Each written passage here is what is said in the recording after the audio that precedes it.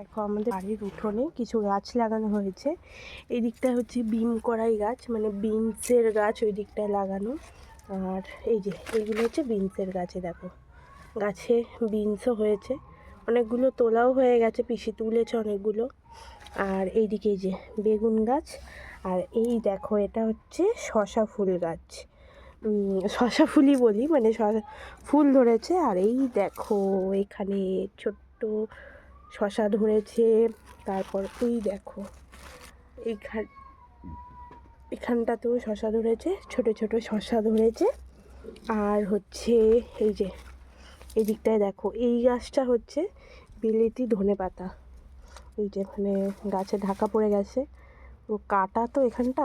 এই যে এইগুলো বিলেতি ধনেপাতা, তো কারা কারা চেনো অবশ্যই কমেন্ট করে জানিও। আর এই যে শশাগুলো বড় হোক, হলে আবার তোমাদের সাথে শেয়ার করব।